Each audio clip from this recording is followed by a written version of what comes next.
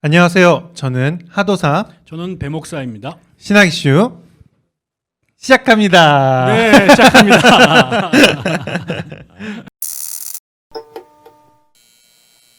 저희에게 이제 프리메이슨, 일루미나티 이런 단체에 대해서 묻는 분들이 몇 분 계셨는데요. 이런 질문뿐만 아니라 유튜버 진용진님께서 최근에 그 프리메이슨 회원 중에 한 분을 인터뷰했다는 게 이제 영상이 올라와서 또 사람들이 그런 프리메이슨이 뭐냐, 일루미나티가 뭐냐 이런 거에 대해서 궁금증이 많아지신 것 같더라고요. 역사학자로서 프리메이슨의 정체가 뭔지, 일루미나티는 뭔지 좀 말씀해 주실 수 있나요? 이게 사실은 이게 굉장히 재밌는 주제이기도 하고 호기심의 대상이 되는 그런 주제죠. 특히 이제 교회에서는 오랫동안 이제 프리메이슨 멤버십을 가진 사람들에게서 되게 부정적인 반응을 해왔기 때문에 근데 이게 계속 이제 그 문제가 됐죠. 근데 사실은 이제 저도 이제 프리메이슨에 대한 책들, 연구서들을 몇 권 찾아서 읽은 적이 있는데요.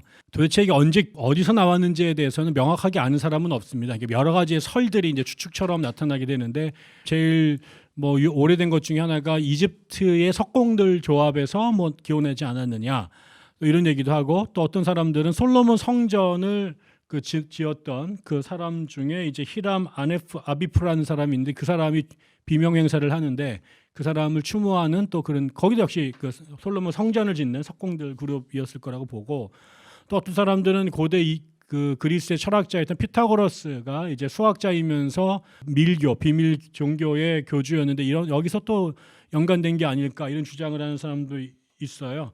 그리고 또 이제 영국에서 12세기, 13세기에 그 고딕 성전을 지었던 사람들 이게 전부 다 이게 돌을 만지는 직업을 갖고 있는 그런 길드 조합에서 이 프리메이슨이 유리하지 않았을까라는 생각을 하는데 근대에 다시 프리메이슨이 모습을 나타낸 거는 1717년 영국에서 이 프리메이슨이라는 조직이 설립이 됩니다. 영국에서 프랑스 그다음에 미국으로 이제 확산이 되면서 유럽 전역으로 근대적인 그 형태로 프리메이슨이 이제 창설이 되고 유포가 됐죠.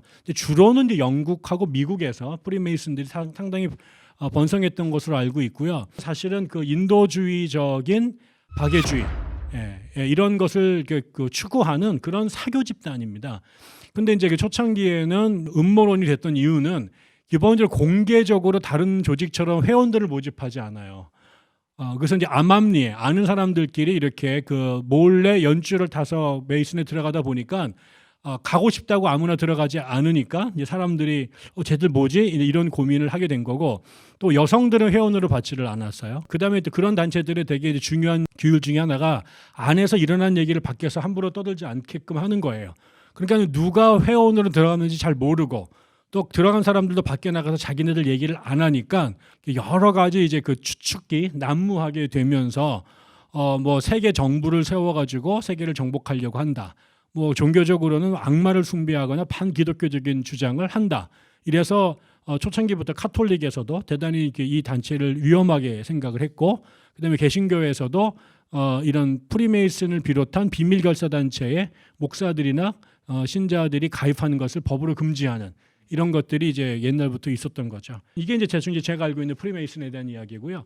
그다음에 일루미나티도 좀 조사를 해봤더니 일루미나티는 카톨릭에서 만들어진 건데 이게 이제 1774년도에 독일 바이에른 주에 거기 이제 아담 바이스하우프니트라고 하는 사람이 예수회 회원이면서 평신도이면서 교회법 교수였대요. 최초로. 완성을 추구하는 사람들이란 뜻이 됩니다. 그 일루미나티라는 게 이제 굉장히 빠른 속도로 유럽 전역에 이 지부가 생겨요. 그리고 거기에 이제 굉장히 빠른 속도로 회원들이 늘어가지고 뭐 유럽의 주요 국가에 일루미나티 지부가 생겼는데 한 10년 안에 회원이 2,000명이 넘습니다. 10년 정도가 지난 1785년에 이 일루미나티가 처음 생겨났던 바이에른의 그 주 정부가 일루미나티를 공식적으로 해산을 시킵니다. 그리고 나서 이제 이게 없어진 거죠. 그러니까 이렇게 프리메이슨은 지금까지 조직이 존재하는 반면에 일루미나티라고 하는 조직은 1785년에 공식적으로 없어졌어요. 그런데도 이제 그 바이에른 주에는 일루미나티 지부가 계속 살아남아가지고 그 사람들이 전 세계적으로 흩어졌다. 특별히 영국과 미국의 정부를 움직이고 있다. 뭐 이런 소문들이 끊임없이 계속 나타나게 된 거죠. 그래서 뭐 그 일루미나이트를 이제 신봉하거나 거기 관심 있는 사람들은 프랑스 혁명도 그 장자크 루소 같은 프랑스 철학자들이 일루미나이트 회원이었는데 이 사람의 조작에 의해서 영향에 의해서 프랑스 혁명이 벌어진 거다. 그다음에 그 유명한 칼 마르스라든가 레닌 같은 사람들도 일루미나티였는데 얘네들의 영향으로 러시아 혁명이 벌어진 거다. 뭐 이런 식의 세계 1차전, 2차전 뒤에도 일루미나이트가 있다라는 얘기를 막 하는데 연구자들은 계속해서 근거가 없다. 밖에 있는 사람들의 질투나 혹은 호기심의 산물이다. 혹은 과대망상의 결과다. 이렇게 얘기를 하는데 이 일루미나티나 아니면 프리메이슨에 대한 이야기가 끊이지 않고 계속 회자되고 있는 게 현실이죠. 이런 것들을 보면 사람들이 참 그런 음모론을 만들고 음모론을 이야기하는 것을 재밌어 한다라는 생각이 들더라고요. 이런 음모론들은 도대체 왜 생기는 거고 또 뭐 어떤 종류의 것들이 있는지 한번 더 여쭤보겠습니다. 대체적으로 이런 음모론과 관련해서는 두 가지의 이제 그 이유가 있는 것 같아요. 하나는 지금 벌어지고 있는 그 이 현실이 설명이 잘 안 되는 거죠. 왜 이런 일들이 계속해서 이렇게 연속적으로 벌어질까?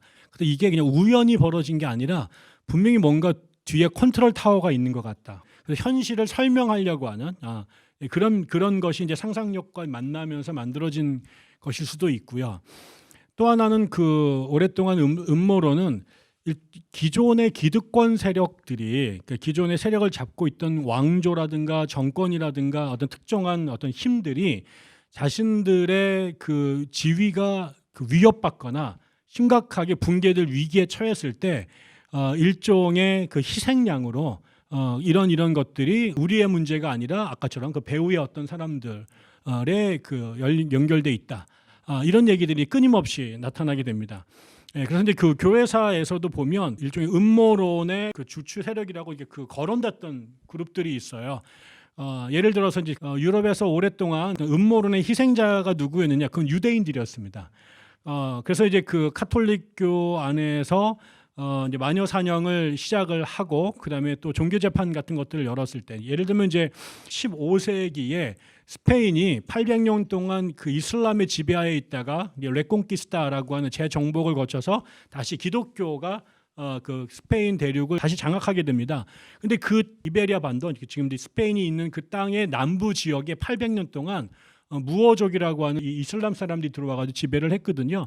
근데 거기에 유럽에서 박해를 받던 유대인들이 굉장히 많이 와서 이슬람들은 좀 유대인들을 되게 관용적으로 대하니까 거기 유대인들과 이슬람 사람들이 800년 동안 아주 잘 살았어요. 근데 이제 거기가 다시 그 기독교화가 되면서 기독교인이 그 유대인들과 이슬람들을 향해서 개종을 하든가 아니면 이곳을 떠나라. 이래서 이제 상당수가 떠나고 떠날 수 없는 사람들은 남아서 이제 그곳에 이제 있게 됐는데 믿음이 좋았던 이사벨라나 아니면 페르난도 왕 같은 사람들은 이 지금 남아 있는 유대인들이나 이슬람 사람들이 계속 이게 구린 거예요. 얘네 정말 회개한 건지 아니면 위장으로 있는 건지. 이래서 이 사람들이 자기네가 다 개종했다고 아무리 얘기를 해도 이제 사회에 무슨 문제가 생기거나 질병이 돌거나 전쟁이 터지거나 사회적으로 민심이 흉흉하면 이거 전부 다 그 뒤에서 이슬람 애들이 조장했다 혹은 그 유대인들이 조장했다 이렇게 하면서 이 사람들을 종교재판에 이제 회부해서 많이 괴롭혔죠. 그래서 유대인들이 그렇게 끊임없이 뒤에서 뭐 기독교인들을 살해하기 위해서 마을에 우물에다 독약을 풀었다라는 등 아니면은 그 성만찬을 반대해서 기독교인들이 아이들을 잡아다가 살해해가지고 뭐 먹었다라는 등. 그 독약 얘기는 되게 비슷한 게 또 그 일본 사람들이 지진 났을 때 그렇죠. 조선인들이 독약 풀었다 이렇게 그렇죠. 하는 것도 있었잖아요. 그런 식으로 해서 무슨 뭐 흑사병이 돌았다. 그리고 유대인들이 또 그 병마를 흐트린 거다. 이러면서 유대인들을 때려잡아 죽였는데 이런 식으로 유대인들이 계속 그런 음모론의 희생자. 또 하나는 아까처럼 이슬람이 또 마호메트의 영향을 받은 애들이 또 그런 짓을 했다라는 얘기들. 20세기에 들어와서는 히틀러의 나치라든가 무솔리니의 파시스탕이라든가 나중에는 스탈린이나 마르크스의 공산주의자들이 또 다 세계를 이렇게 그 장악하려고 한다 하는 그런 음모론의 그 소스로 계속해서 그 이용이 됐었죠. 그렇군요. 참 그게 재밌고 쉽긴 한데 또 그런 음모론의 피해자가 되거나 희생자가 되는 사람들 입장에서는 너무 잔인한 일일 수 있겠다라는 생각이 지금 들으면서 좀 드네요. 그 유대인 얘기는 저도 막 들었었어요. 유대인들이 그 숨은 돈을 엄청 많이 갖고 있다. 그래서 세계 재정을 막 쥐락펴락하고 있다. 뭐 이런 얘기도 많이 들었던 것 같습니다. 유대인들은 그 유럽에서 정상적인 직업을 갖도록 허용을 안 했습니다. 시민권도 주지 않거나 사회적으로 굉장히 이게 박탈을 시켜놓으니까 할 수 있는 직업이 없었어요. 근데 이제 그 카톨릭의 법에 의하면은 고리대금업이 법으로 금지돼 있었거든요. 그런데 이제 이 고리대금업이라는 게 전당포라든가 돈을 빌려주는 금융업이 필요하잖아요. 그러니까 그런 일들을 서양에 있는 사람들은 안 하고 유대인들에게 그런 일을 시킨 거죠. 그러니까 유대인들이 원래부터 뭐 어리가 좋거나 상업적인 어떤 지능을 갖고 태어난 게 아니라 2000년 동안 그 직업에 종사한 거죠. 많은 그 유대인들을 박해했던 사람들은 그 유대인들한테 돈을 빌렸었다가 갚을 길이 없게 됐을 때 유대인들을 이제 마귀나 악마로 몰아서 그들의 음모론을 적용해서 탄압을 하면서 그들의 재산을 싹 발취합니다. 중세 때도 십자군 전쟁 때 이 이스라엘의 성전 기사단이라는 게 세워지는데 점령을 하고 나서 그 이스라엘을 관리를 해야 되니까 그 성전을 관리하는 기사단들이 그 수도사들로 구성이 됩니다. 근데 나중에 이 사람들이 성전을 왔다 갔다 하는 성지 순례와 관련이 되고 이러면서 대부업을 하고 금융업을 해가지고 돈을 엄청나게 많이 벌어요.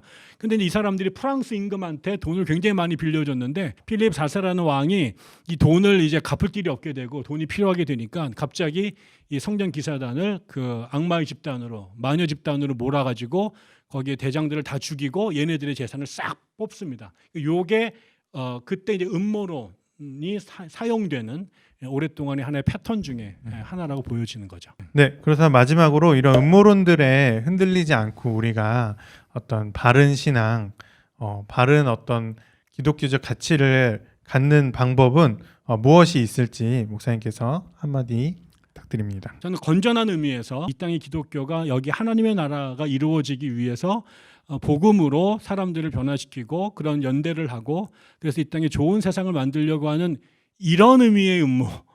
저는 남들이 뒤에서 어떤 일을 한다라는 거에 대해서 걱정하고 쫄아 있기보다는 우리에게 주신 이 전 세계의 기독교인들의 조직이나 인력이나 제도 이런 것들을 정말 선하게 이용해서 이 세상이 나쁜 의미의 그 통제되고 뒤틀려지는 세상이 아니라 우리가 꿈꾸는 하나님의 나라가 이 땅에 이루어지기 위해서 이 기독교라고 하는 이 종교를 어떻게 하면 선하게 사용할까 여기에 우리들의 관심을 집중하는 것이 음모론 때문에 시간을 쓸데없이 소모하는 것보다 훨씬 좋은 방향이 아닐까라는 생각을 해봅니다. 특별히 이제 현대 사회에서 영적 분별력이 정말 필요한 시기를 살아가고 있는 것 같습니다. 네, 그럼 이제 마무리하도록 하겠습니다. 네, 신학 이슈 좋아요, 좋아요, 구독, 구독, 알림 설정 알림 설정 부탁드립니다.